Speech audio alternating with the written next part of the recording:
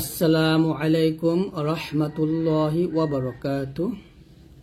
কোরআন মাজিদ পড়ার সময় আমরা এই হামজা সাকিনটা পড়তে অনেক ভুল করি, যে কারণে আমাদের পড়া সুন্দর হয় না। তো আজকের এই ভিডিওতে আমরা এই বিষয়টা খুব সুন্দর করে বোঝানোর চেষ্টা করব এবং কোরআন মাজিদ পড়ার সময় কোথায় এই হরফগুলো মোটা হবে এবং কোথায় পাতলা হবে এই বিষয়গুলো আমি শেখানোর চেষ্টা করব। তো অবশ্যই আজকের এই ভিডিওটি সম্পূর্ণ দেখবেন, একটু টানবেন না। ভিডিওটি শুরু করার আগে আরেকটি কথা, সেটা হচ্ছে যদি আপনারা আমাদের আগের ভিডিওগুলো না দেখে থাকেন, অর্থাৎ ঘরে বসে কোরআন শিখুন এই কোর্সের প্রত্যেকটা ভিডিও অবশ্যই দেখে নেবেন। আমি এই ভিডিও ডিসক্রিপশনে আমি প্রত্যেকটা ভিডিও লিঙ্ক দিয়ে দিছি, অর্থাৎ একটা প্লেলিস্টের লিঙ্ক দিছি। সেই লিঙ্কে ক্লিক করলে আপনার প্রত্যেকটা ভিডিও পেয়ে যাবেন। আপনারা ইনশাআল্লাহ সেখান থেকে দেখে নিয়মগুলো শিখে নেবেন। তো আজকে আমরা শিখবো 14 নম্বরের তাসবিহটা হচ্ছে সাদিদা। সাদিদা অর্থ শক্ত, অর্থাৎ শক্ত করে আপনাকে উচ্চারণ করতে হবে। পড়ার ছন্দটা হচ্ছে হামজার উপর যদি কখনো সাকিন পাওয়া যায়, আওয়াজ নিঃশ্বাস শক্তভাবে বন্ধ করে পড়তে হবে। পড়ার নিয়ম, হামজা সিফাতের সাদিদা, আওয়াজ নিঃশ্বাস শক্তভাবে বন্ধ করে সাদিদা করতে হবে আর কি। যেমন এখানে বাগিয়ে হামজাকে ধরবে। এখানে আমি আরেকটা কথা বলে রাখি, সেটা হচ্ছে আপনারা এটাকে অনেকে আলিফ ভাবতেছেন। এই যে এখানে দেখুন প্রত্যেকটাই, তাই এগুলো কিন্তু আলিফ না। আলিফের উপরে জবর, জের, পেশ অথবা সাকিন, দুই জবর দুই জে দুই পেশ যাই আসুক না কেন সেটা কিন্তু হামজা হয়ে যায়, এটা মনে রাখবেন। তাহলে এখানে এটাকে আর আমরা আলিফ বলবো না, এটাকে হামজা বলতে হবে। তাহলে বলতে হবে বা হামজা জবর বা, এরকম। যদি এটা আলিফ হইতো তাহলে বা আলিফ জবর বা আমরা মাদে হরফ পড়তাম। আমরা শিখছি না যে জবরের পর যদি খালি আলিফ থাকে, মানে আলিফ থাকলে ওটাকে মাদের হরফ বলা হয়। মাদের হরফ আমরা এক লিপ পরিমাণ টেনে পড়ি, কিন্তু আলিফের উপর যখন সাকিন থাকবে তখন সেটা মাদ হবে না, সেটা হয়ে যাবে সাদিদা। হামজা সিফাতের সাদিদা হয়ে যায়। আর এখানে আমরা কিন্তু একটু শক্ত করে ধরে পড়ব। বা হামজা জবর বা, বা হামজা পেশ বু, বা হামজা জের বি। দেখুন এখানে ওয়ার উপরে এই যে হামজা আসছে, ইয়ার উপরে হামজা আসছে, কিংবা আলিফের উপরে হামজা আসছে। তো এরকম যদি আসে তাহলে ওটা কিন্তু হামজা হয়ে যায়। বা হামজা জের বি, জিম হামজা জবর জা, জিম হামজা জের জি, মিম হামজা জবর মা, মিম হামজা পেশ মু, ইয়া হামজা পেশ ইউ, মিম জের মি, নুন পেশ নু, ইউ মিনু। এরকম পড়তে হবে। তো যাই হোক, আপনারা যখন হামজার উপর সাকিন পাবেন এরকম শক্ত করে আপনারা পড়বেন। এখানে মা আ এরকম ডাবল, মানে ইউ উ মিনু ইউ উ এরকম ডাবল শব্দটা করবেন না, এটা কিন্তু ভুল। ইউ উ এরকম না, কিন্তু এটা বলতে হবে ইউ মিনু, এরকম সুন্দর পড়তে হবে। তারপর যে নামটা শিখবো সেটা হচ্ছে লফজ আল্লাহ লাম, বা এখানে সুন্দর করে লেখা আছে সহজ ভাবে। আল্লাহ শব্দে লাম পড়ার দুইটা নিয়ম শিখবো। এক হলো পাতলা, আর একটা হচ্ছে মোটা। এটাও কিন্তু আমরা অনেকে জানি, জানার পরে এগুলো ভুল করি। তো অবশ্যই আপনারা এগুলো ভুল করবেন না, এই ভুলগুলো করলে কিন্তু অনেক বড় ভুল হয়ে যায়। তো এই জন্য সতর্ক হয়ে পড়তে হবে যে আল্লাহ শব্দ লাম দুইটা নিয়ম পড়তে হয়, পাতলা এবং মোটা করে।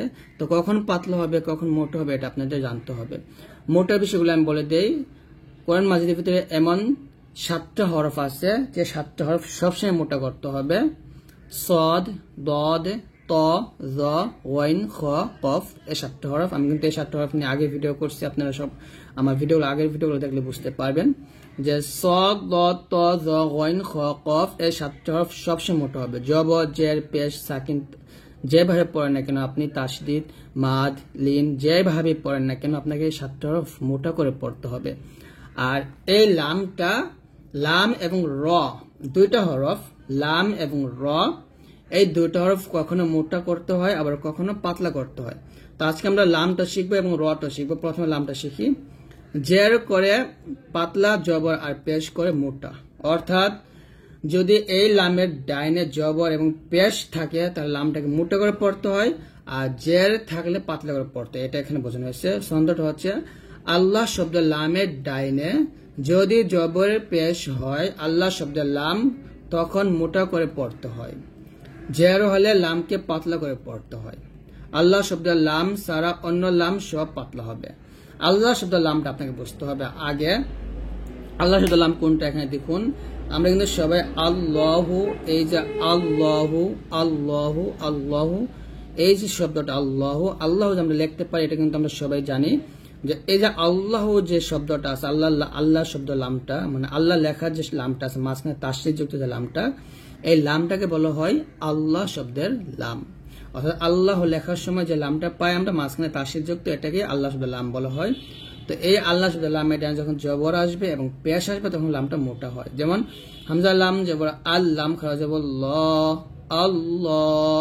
হা মিম পেশ হুম, মিম জবর মা, আল্লাহুম্মা। এখানে আল্লাহ না বলে আল্লাহ বলতে হবে, আল্লাহুম্মা। র জবর র, সিন ওয়াও পেশ সু, রসু, লাম লাম পেশ লুল, রসুলুল, লাম খারা যাব ল বলতে হবে কারণ পেশ আসছে, রসুলুল্লাহ, হাজিরহি, রসুলুল্লাহি। নুন আলিফ জবর না, র লাম পেশ রুল, নারুল, লাম খারা যাব ল, নারুল্লাহ, হাজিরহি, নারুল্লাহি। বা সিন জের বিস, এখানে যখন আল্লাহ শব্দ লাম এটা জের আসছে তাই লামটা পাতলা হবে। মিম লাম জের মিল, বিসমিল, লাম খারা যাব লা, হাজিরহি, বিসমিল্লাহি। এখানে যদি আমরা এই তিনটা শেষে যদি দম ফেলতাম তাহলে মধ্যে আরজি হয়তো আমরা আগে শিখছি, কারণ ওয়াকফের অবস্থায় যদি হরফে জের জবর পেশ থাকে ওটাকে আরজি সাকিন বলা হয়। তো এখানে ওয়াকফ দিলে এই হরফটা সাকিন হয়ে যাবে এবং যেহেতু মাদের পর আসছে সেই মাদের তিন টান দিতে হবে, টান দিয়ে পরে হরফটা সাকিন করতে হবে। রাসূলুল্লাহ, নারুল্লাহ, বিসমিল্লাহ, এরকম ভাবে পড়তে হবে। এখন আমরা র পরের নিয়ম শিখব। এই রটা কখনো মোটা করতে হয় আবার কখনো পাতলা করতে হয়। ছন্দ হচ্ছে র এর উপরে জবর পেশ, র হরফ মোটা হবে, অর্থাৎ রর উপর জবর অথবা পেশ থাকলে র মোটা হয়। র সাকিনের ডাইনের জবর পেশ, র মোটা হবে। এই যে র সাকিন তার ডাইনের জবর পেশ থাকলে র সাকিন মোটা হবে। র এর নিচে জের হলে, এরকম র এর নিচে জের হলে র পাতলা হবে এবং র সাকিনের ডাইনে জের হলে র পাতলা হবে। যেমন এখানে দেখুন র জবর র, র পেশ র, হামজা র জবর আর, হামজা র পেশ ওর, এরকম মোটা করে পড়তে হবে। তারপর দেখুন র গে বাকে ধরতেছে যেহেতু জবর তো আমরা মোটা করব। র বা জবর রব, আবার বাগে র কে ধরবে, এখানে র সেকেন্ড জের, যদিও কিন্তু এখানে একটা আলিফ থাকার কারণে আমরা এখানে র সেকেন্ডটা মোটা করব। র বা জবর রব, বা র জের বীর, রব বীর। হা মিম জবর হাম, হা পেশ মিম আলিফ জবর মা, রব্বির হামহুমা, রব্বির হামহুমা। র বা জবর রব মোটা হবে, বা জের ভি কাব জবর কা, রব্বিকা। র বা জবর রব, বা লাম জের বিল, রব্বিল। আইন খারা জবর আ, রব্বিল আ, লাম জবর লা, মিম ইয়া জের মিন, উন জবর না, রব্বিল আলামিনা। যদি এখানে থামেন তাহলে এটার মধ্যে দার্জ হবে, তিন টান দিয়ে নুনটাকে সাকিন করতে হবে, রব্বিল আলামিন। তো এরকম ভাবে পড়তে হবে। তো আজকের এই ভিডিওটা এই পর্যন্ত। যদি ভিডিও ভালো লাগে অবশ্যই লাইক দিয়ে দিবেন আর আমাদের এই ভিডিওগুলো ইনশাআল্লাহ সবার কাছে শেয়ার করে দিবেন।